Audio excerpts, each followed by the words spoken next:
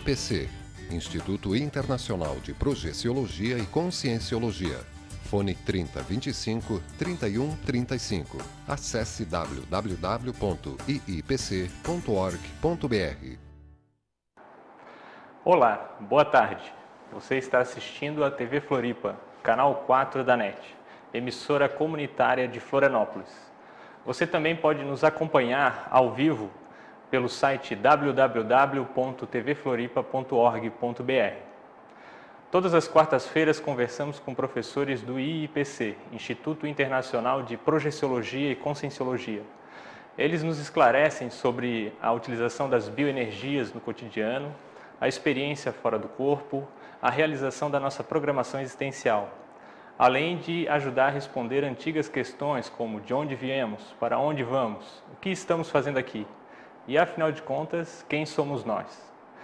Eu sou Cleverson Rachadel, converso agora com o professor Paulo Marreca sobre o tema renovação pessoal. O professor Paulo Marreca é empresário da área de idiomas e tradutor, e é voluntário e professor do IIPC, além de pesquisador da Conscienciologia. Professor Paulo Marreca, seja bem-vindo, boa tarde. Boa tarde. Bom, sobre esse tema, renovação pessoal, vamos começar perguntando, o que é a renovação pessoal?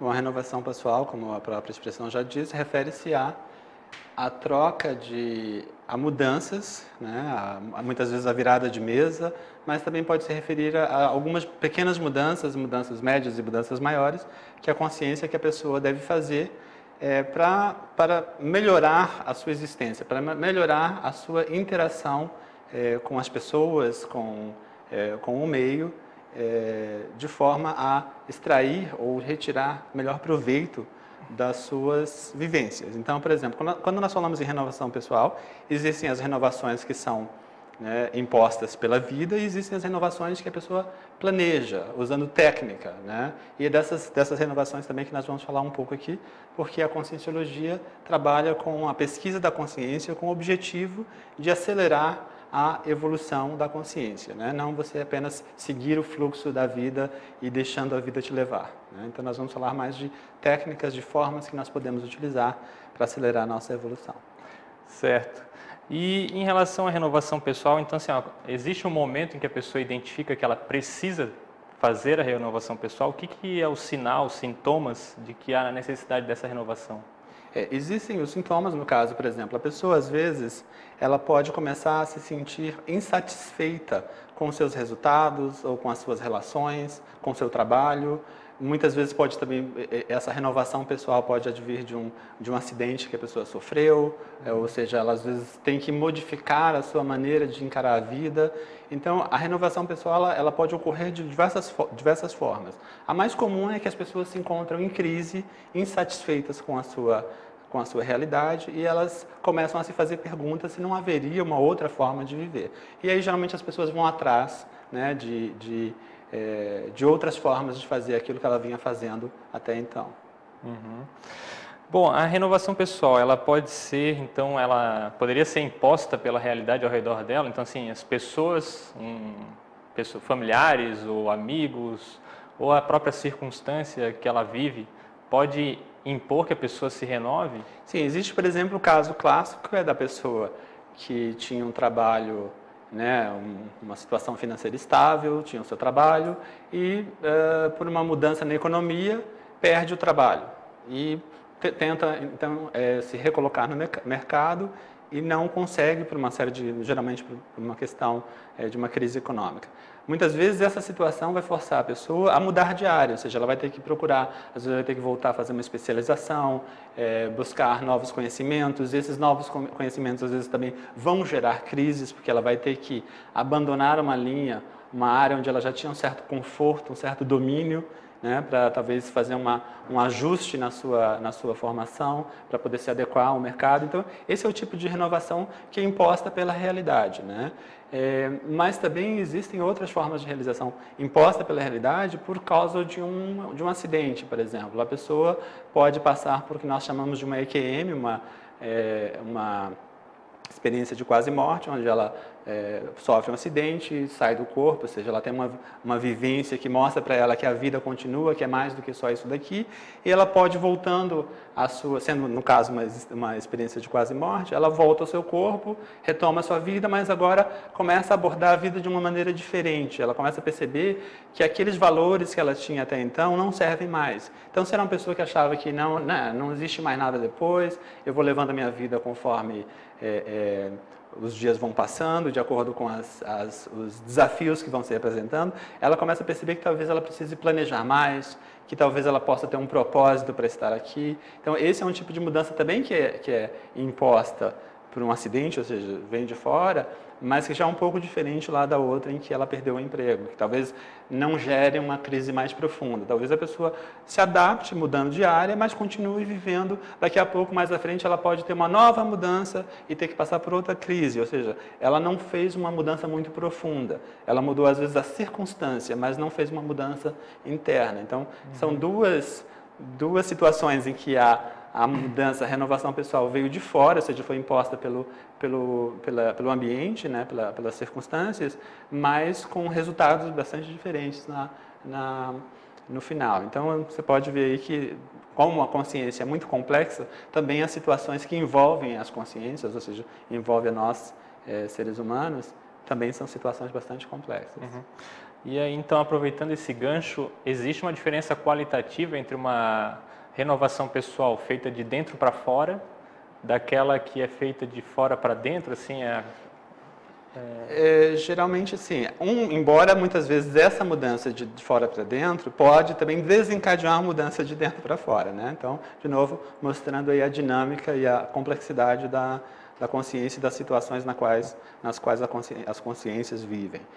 Por exemplo, a pessoa pode começar a refletir, antes de mesmo chegar a uma crise, ela pode começar a refletir sobre a sua realidade. Ela pode refletir sobre os seus resultados. E como resultado dessas reflexões, essas reflexões podem gerar mudanças. Nesse caso dessas reflexões, a mudança geralmente é interna, ou seja, a pessoa começa a repensar os seus valores, ela começa a repensar as suas decisões, ela começa a planejar a sua vida de uma maneira diferente, talvez incluindo outras pessoas, se até o momento ela era uma pessoa mais egoísta. Por exemplo, isso pode acontecer, inclusive, no caso, como resultado da própria EQM. Ou seja, a pessoa teve uma experiência de quase morte, começa a refletir sobre as suas ações até então, de repente, existe uma situação, às vezes, na experiência de quase morte, em que a pessoa vê passar como se fosse um filme de toda a sua existência. E ali ela pode perceber que ela viveu até o momento uma existência só voltada para ela e para suas necessidades.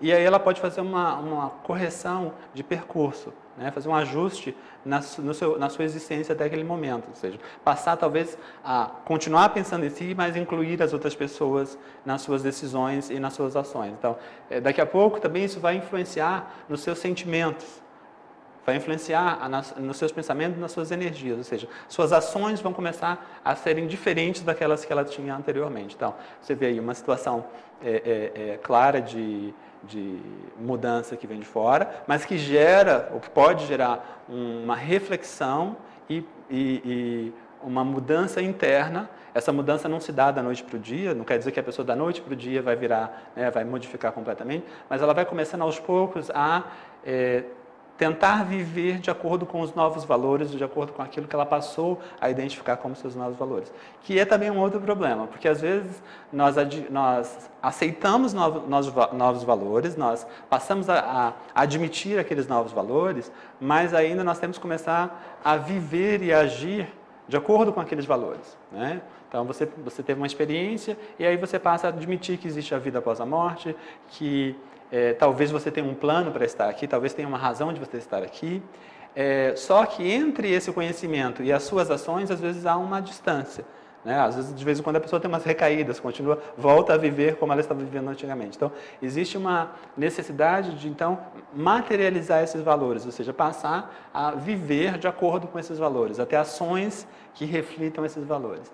E nisso entra um conceito que a Conscienciologia tem, que é o PENSEN, que é o pensamento, sentimento e energia, onde é importante a pessoa, às vezes ela pode até fazer isso talvez intuitivamente, começar a perceber que aquilo que ela pensa influencia naquilo que ela sente, que vai ter uma reflexão nas suas ações.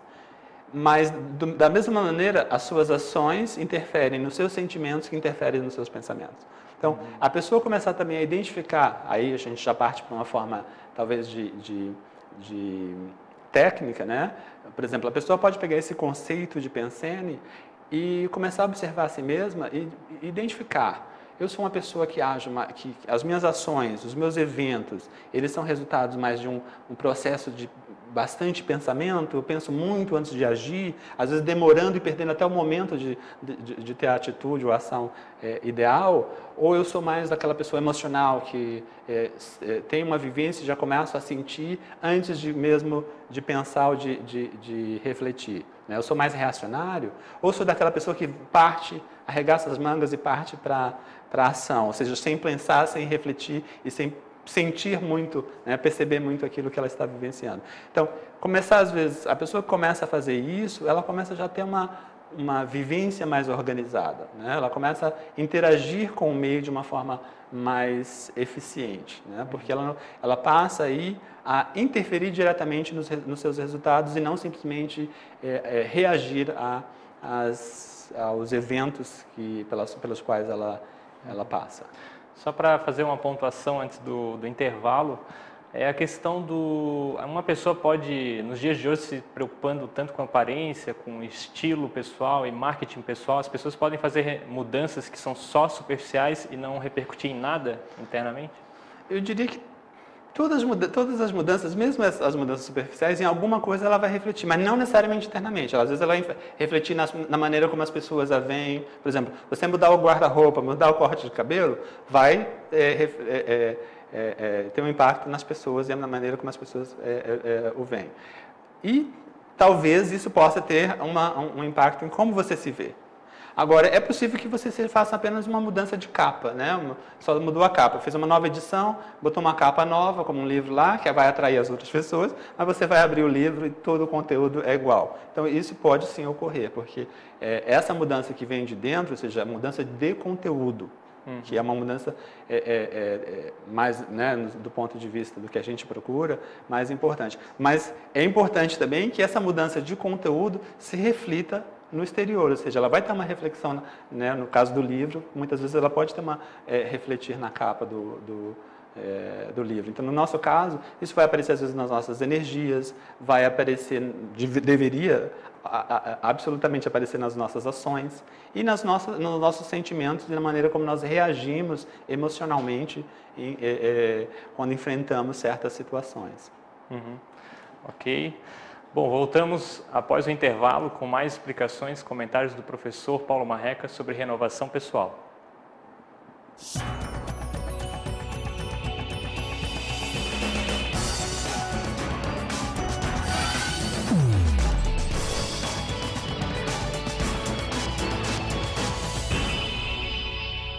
IIPC, Instituto Internacional de Projeciologia e Conscienciologia. Fone 3025 3135. Acesse www.iipc.org.br.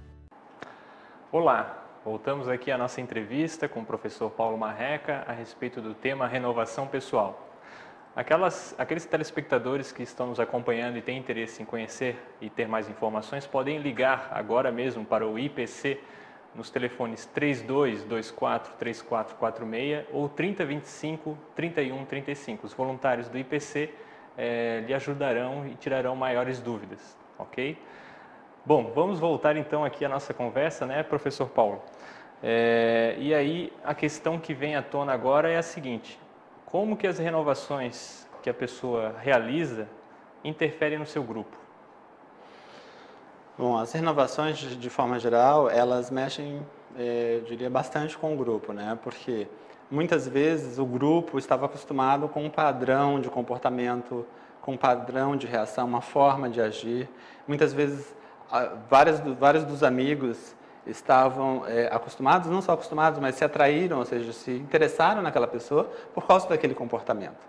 E a partir do momento que a pessoa seja por uma situação que ela vivenciou, seja por decisão própria de fazer mudanças pessoais, renovação pessoal, ela vai ter, às vezes, um conflito com o grupo, porque os seus novos interesses, a sua nova forma de agir, muitas vezes vão causar um desconforto no grupo.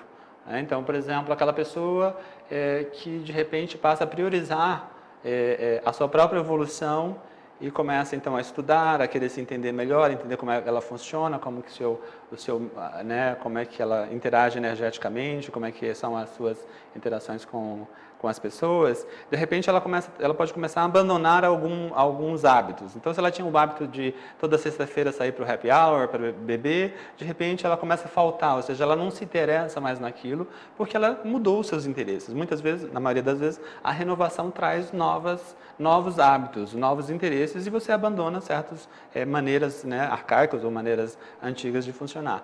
E, às vezes, essas maneiras estavam ligadas a um grupo. Então, há ali uma afetividade. A pessoa continua gostando daqueles amigos, você continua sentindo afetividade e carinho para aqueles amigos, mas não mais pelo aquele comportamento. E aí, como é que fica? As pessoas começam a cobrar de você, poxa, fulano não é mais o mesmo, não sai mais com a gente para beber, não vai mais para tal coisa, não quer dizer que a pessoa, que a conscienciologia, que a pessoa tem que seja contra a diversão, contra a grupalidade, muito pelo contrário. Agora, quais são as interações, quais são as atividades que vão ser proveitosas para essa pessoa? Porque essa pessoa passou a ter novos interesses, ela passou a ter, ela passa a ver a vida de uma outra maneira, então aquilo ali vai haver uma pressão, às vezes, do grupo, né, que vai insistir que a pessoa volte ao patamar anterior.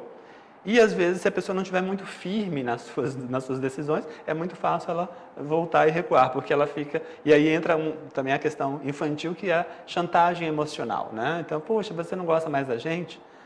As pessoas têm dificuldade de entender, não, continuo gostando de vocês da mesma maneira, eu só não sinto mais atração, não sinto mais prazer por essas atividades. Então, às vezes vai ser necessário que você crie com esses amigos, se é que eles são amigos, e se é que você, né, se você valoriza essas amizades, você vai ter que verificar. Será que essas amizades são, de fato, amizades? Será que elas são amizades que me ajudam a ir para frente ou me mantêm no meu patamar? Se elas, né, ou simplesmente não interferem muito na minha vida. Dependendo do nível do valor que você dá a essas amizades, você às vezes vai ter que criar outras formas de diversão que não vão interferir tanto nas suas novas decisões, né? Ou seja, muitas vezes que vão até ajudar nas suas novas decisões. E aí, muitas vezes também você vai passar a ter novas amizades, porque um comportamento novo gera uma energia nova que vai terminar atraindo pessoas diferentes para aquelas pessoas com as quais você estava acostumado a conviver. Então, claro que vai ter um impacto, sim, e é bom estar preparado para esse impacto, né? Porque as pessoas... Todo mundo diz que gosta de mudar, né? Todo mundo diz que gosta de coisas novas. As pessoas gostam, é positivo gostar de coisas novas. Mas na hora em que alguém toma uma atitude diferente, que alguém modifica os seus hábitos, e que aquilo impacta diretamente, né? Tem um impacto direto sobre o seu lazer, o lazer pessoal daquele grupo, aí o grupo tem uma tendência a resistir a essa nova versão, né? Uma nova versão da consciência daquela pessoa que fez essa renovação pessoal. Certo. E dentro da sua experiência pessoal, em termos de renovação, você poderia trazer algum exemplo seu que mostre como funciona a renovação pessoal? No início nós estávamos falando dessa renovação, das formas, né, de renovação pessoal. No meu caso, eu passei por uma grande mudança, que foi uma mudança íntima da maneira de ver o mundo. Então, eu tinha uma visão religiosa do mundo, uma visão de crença, onde eu achava que, né, dentro daquele grupo com o qual eu me identifiquei durante uma boa parte da minha juventude, que, né, eu acreditava em Deus e que ia haver um momento que Deus ia punir o mundo ia acabar e que ou você se posicionava a favor dele ou contra ele. Se você se posicionasse contra ele, você seria destruído no final do mundo. Então, eu optei na época por ser destruído no final do mundo. Que na época foi uma decisão, para quem estava ao meu redor, meio louca, né? Porque, imagina, como assim, você tem a opção de ficar no paraíso, viver eternamente e ser perfeito, e você optou por não ser como... Ou seja, impactei o meu grupo, porque envolvia meu irmão, envolvia minha irmã, uma série de pessoas da minha família que seguiam essa mesma religião. Só que embora eu tenha me afastado dessa religião, eu continuei me comportando e aceitando internamente essa realidade, essa verdade. Então, assim, na minha cabeça eu ia ser punido, né? Então, eu vivia a minha vida, tinha uma vida normal como todo mundo tem, mas internamente eu tinha muito medo de morrer, eu sabia que eu ia ser destruído no final desse mundo que eu acreditava que ia ocorrer. Só que durante um tempo eu comecei a ler, comecei a me questionar, né, se de fato aquilo era verdade. Comecei a fazer uma reflexão e durante muito tempo refletindo, me questionando, fazendo leituras, eu fui desconstruindo aquela fé que eu tinha, aquela forma de ver o mundo, que culminou com um momento em que eu comecei a estudar a conscienciologia, na verdade a projeciologia, e comecei a ver que as vivências que eu tinha, na verdade, e que eu considerava como coisas negativas, essas vivências estavam ligadas ao parapsiquismo, a habilidade de perceber além dos cinco sentidos físicos, e que eu sempre impedi que elas ocorressem, porque eu tinha medo. Então, eu comecei a dar vazão a essas experiências. Então, eu comecei a ter mais projeções da consciência, comecei a perceber mais as energias, me permitir perceber isso. E aí eu fui modificando a minha forma de ver o mundo, né? E quando eu modifiquei, mudou tudo. Por quê?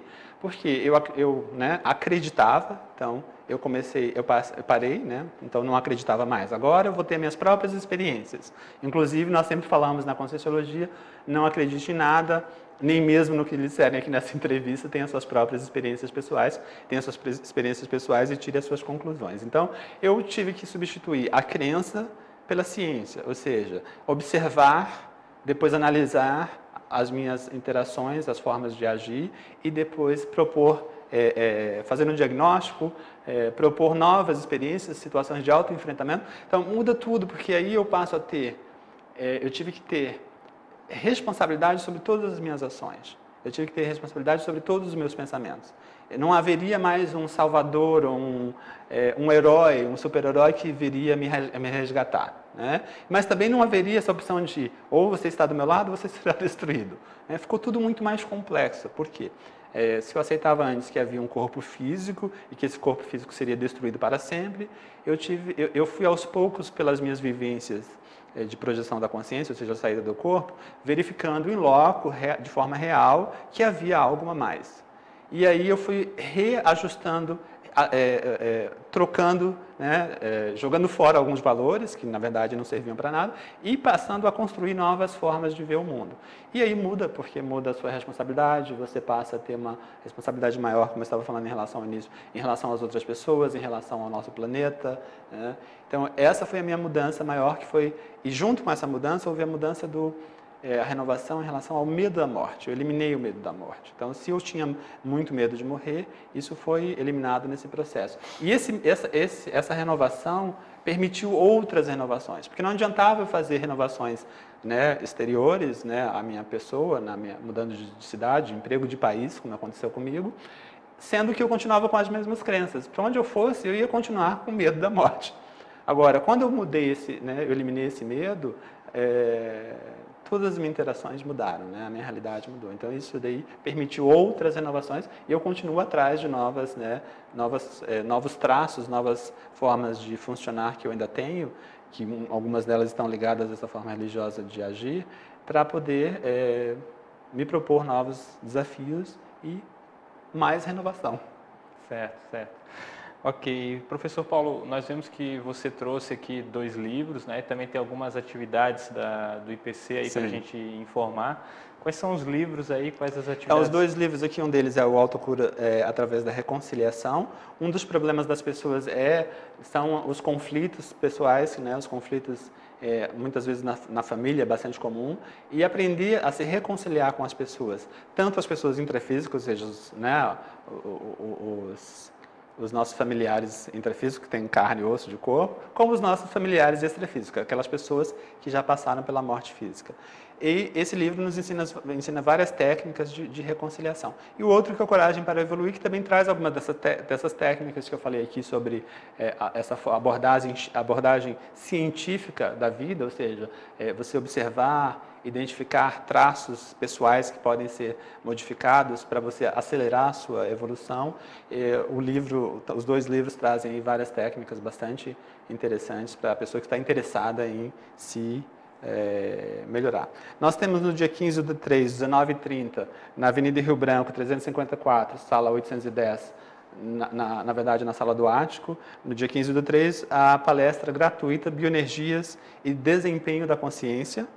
Depois nós temos também uma palestra na Livraria Catarinense sobre o livro Contrapontos do Parapsiquismo, dia 21/3, uma quinta-feira. E temos iniciando dia 13/4, aos sábados e domingos à tarde, tarde de sábado e domingo de manhã, iniciando o curso CIP, Curso Integrado de Projeciologia, em Blumenau. Inicia dia 13/4. Florianópolis, esse dia 13/4. Tá. Então, o telefone para informações 3224-3446 e 3025-3135. Então, vai ter alguém lá para informar a respeito dessas atividades. Ok, nós agradecemos ao professor Paulo Marreca pelos esclarecimentos e agradecemos também a sua assistência. Quarta-feira que vem, às 3h30 da tarde, teremos mais entrevistas com professores do IPC. Boa tarde e até lá.